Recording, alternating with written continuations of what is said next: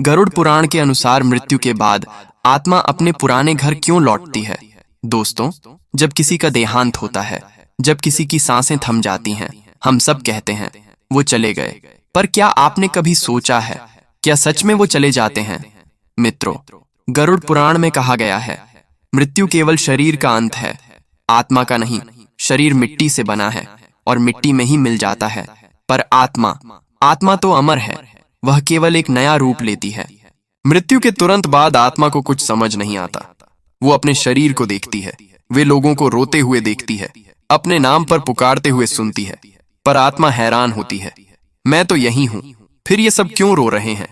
उस समय आत्मा को यह एहसास होता है कि अब उसका शरीर नहीं रहा। वो बोलना चाहती है, मैं ठीक हूं, मत रो, पर अब उसकी आवाज कोई नहीं सुन पाता।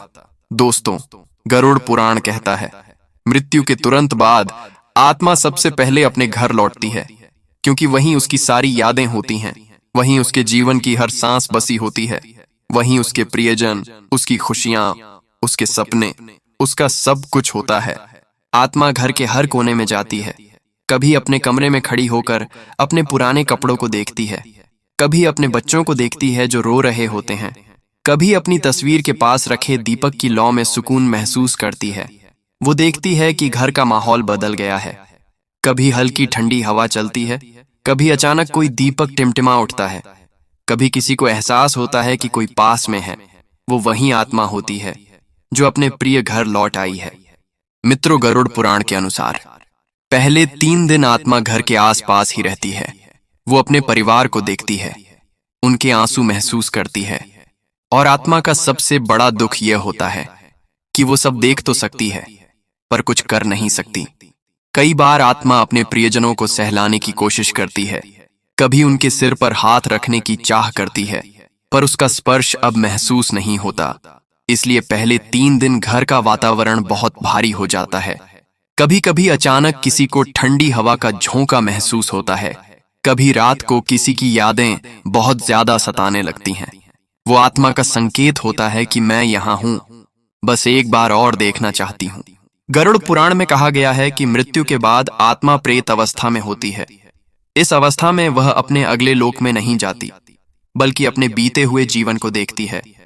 चौथे दिन से 10वें दिन तक आत्मा अपने जीवन की यादों को दोहराती है। वो अपने खेतों में जाती है, अपने पुराने मंदिर में, अपने कार्यस्थल पर। वो हर उस जगह पर जाती है जहां से उसका मन जुड़ा था। कई बार वो अपने बच्चों को देखती है, उनके सिर पर हाथ रखने की कोशिश करती है, पर उसका हाथ हवा में खो जाता है। कभी वो अपने पुराने कमरे में जाकर अपने बिस्तर पर बैठ जाती है, जहां उसने अंतिम बार नींद ली थी। वो सोचती है, काश मैं एक बार फिर बोल पाती, अपने लोगों को गले लगा पाती, कह पाती कि मैं यही हूं, अब बस शरीर नहीं रहा। गरुड़ पुराण में लिखा है, जब परिवारजन बहुत रोते हैं, विलाप करते हैं, तो आत्मा बेचैन हो जाती है। वो देखती है कि उसका बेटा रो रहा है, उसकी पत्नी दीपक के सामने बैठी है, उसकी माँ भगवान से सवाल कर रही है, क्यों ले गए उसे? और आत्मा वहीं पास खड़ी होती है, कभी आंखें बंद कर लेती है, कभी धीरे धीरे दीवार के पास चली जाती है, पर मन में यही सोचती है, मैं चली तो गई, पर ये मुझे जाने क्यों नहीं दे रहे। मित्रों, इसलिए हमारे धर्म में कहा गया है कि अत्यधिक विलाप नहीं करना चाहिए, क्योंकि हर आंसू आत्मा को रोकता है, वो आगे नहीं बढ़ पाती। गरुड़ पुराण में बताया गया है, 13वें दिन जो श्राद्ध और पिंडदान किया जाता है, वो केवल एक रस्म नहीं है, बल्कि आत्मा को संदेश होता है कि अब सब ठीक है, अब तुम शांति से आगे बढ़ो। 13वें दिन जब परिवार दीप जलाता है, उनके लिए प्रार्थना करता है, गंगा जल छिड़कता है, तो आत्मा को महसूस होता है कि अब मेरे लोग मुझे प्रेम से विदा कर रहे हैं, आंसुओं से नहीं। और उस दिन आत्मा मुस्कुराती है। वो अंतिम बार अपने घर, अपने परिवार को देखती है और कहती है, तुम्हारा प्रेम ही मेरा सबसे बड़ा धन है, अब मैं चलती हूँ। उस क्षण घर का वातावरण हल्का हो जाता है, जो भारीपन था वो गायब होने लगता है, क्योंकि आत्मा अब आगे की यात्रा पर निकल चुकी होती है। लेकिन मित्रों, गरुड़ पुराण यह भी कहता है कि कुछ आत्माएं जल्दी नहीं जा पाती, क्योंकि वो किसी अधूरे मोह में बंधी होती हैं। किसी माँ की आत्मा जो अपने बच्चों की चिंता में है, किसी व्यक्ति की आत्मा जिसका सपना अधूरा रह गया, किसी का प्रेम जो अधूरा रह गया, ऐसी आत्माएं घर लौटती रहती हैं। वे किसी को नुकसान नहीं पहुंचाती। वो बस चाहती हैं कि कोई उन्हें प्रेम से याद करे, कोई कहे तुम्हें शांति मिले। दोस्तों, इसलिए जब कभी किसी को लगता है कि घर में कोई उपस्थिति है या कोई पुरानी याद अचानक जीवंत हो जाती है, तो डरना नहीं चाहिए, क्योंकि वो वही आत्मा है जो प्रेम में बंधी है, जो बस एक आखिरी बार आशीर्वाद देने आई है।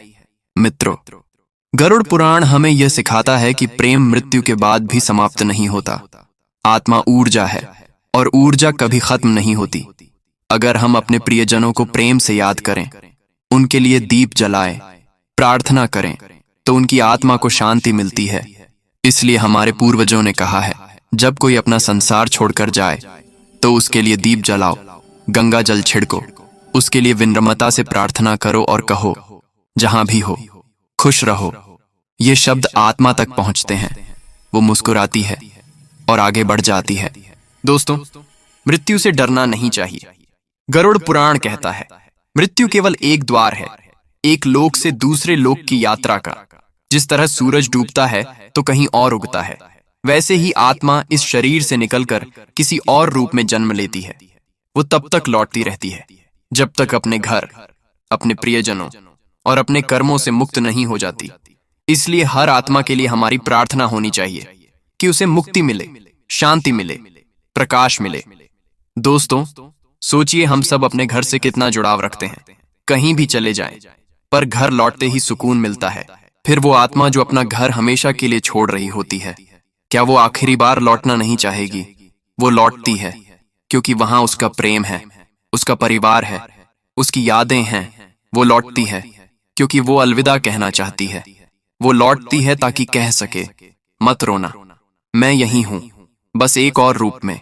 मित्रों, तो आज अगर आप किसी अपने को याद कर रहे हैं, किसी ऐसे को जो अब हमारे बीच नहीं है, तो बस हाथ जोड़िए, आंखें बंद कीजिए और कहिए, जहां भी हो खुश रहो, तुम्हें शांति मिले। यकीन मानिए, आपकी ये भावना सीधी उस आत्मा तक पहुंचेगी और वो मुस्कुराएगी, क्योंकि प्रेम की कोई सीमा नहीं होती, न जीवन में न मृत्यु के बाद। दोस्तों, अब जब हमने ये पूरी यात्रा समझी कि मृत्यु के बाद आत्मा कहाँ जाती है, क्या महसूस करती है और क्यों लौटती है अपने पुराने घर, तो अब चलिए इसे थोड़ा अपने जीवन से जोड़कर समझते हैं। गरुड़ पुराण कोई डराने वाली कथा नहीं है, ये हमें समझाने आई है, जगाने आई है।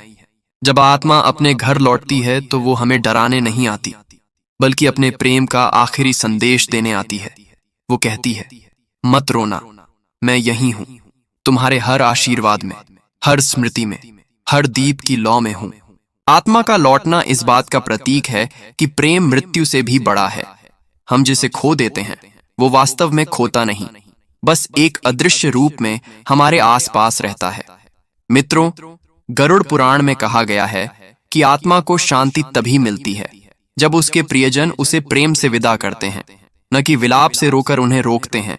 इसलिए जब कोई अपना इस संसार से चला जाए तो हम उसे रोकने की कोशिश न करें, बल्कि उसकी यात्रा को आशीर्वाद दें। घर में दीपक जलाए, उसके नाम से गंगा जल छिड़कें और मन ही मन कहें, जहां भी हो खुश रहो, तुम्हें शांति मिले। दोस्तों, याद रखो, हर आंसू आत्मा को बांधता है, उसके मार्ग में बाधा बनता है, पर हर शुभकामना उसे उड़ान देती है। हम सब अपने घर से बहुत प्यार करते हैं। ये वही जगह है जहां हम हंसते हैं, रोते हैं, सपने देखते हैं, और यही जगह हमारे जीवन की ऊर्जा को अपने अंदर समेट लेती है। इसलिए जब आत्मा शरीर छोड़ती है तो सबसे पहले वो इसी घर की ओर खींचती चली आती है। वो देखना चाहती है कि उसके लोग ठीक हैं या नहीं। वो आखिरी बार महसूस करना चाहती है अपने घर की हवा, अपनी दीवारों की गूंज, अपनों के चेहरों की झलक। दोस्तों, यह लौटना डराने वाला नहीं होता, बल्कि प्रेम से भरा, स्नेह से भरा होता है। तो मित्रों, अगर कभी घर से किसी अपने के आखिरी विदाई के बाद वातावरण भारी लगे, मन बेचैन हो, तो डरिए मत, बस प्रेम से एक दीप जलाइए, उनके लिए हाथ जोड़कर धीरे से कहिए, तुम जहां भी हो शांत रहो, प्रसन्न रहो। यह दीप आत्मा के लिए प्रकाश का मार्ग बनता है और यह भावना आत्मा तक ऊर्जा का पुल बनकर पहुंचती है। इसलिए गरुड़ पुराण में कहा गया है, आत्मा को प्रेम से विदा करो, विलाप और भय से नहीं। प्रिय दर्शकों, उम्मीद करते हैं कि यह वीडियो आपको पसंद आया होगा। यदि पसंद आई हो तो भगवान श्री हरि विष्णु के लिए वीडियो को ज्यादा से ज्यादा लाइक शेयर करें। अगर आप पहली बार चैनल पर आए हैं तो सब्सक्राइब करना ना भूलें। जय श्री हरि विष्णु।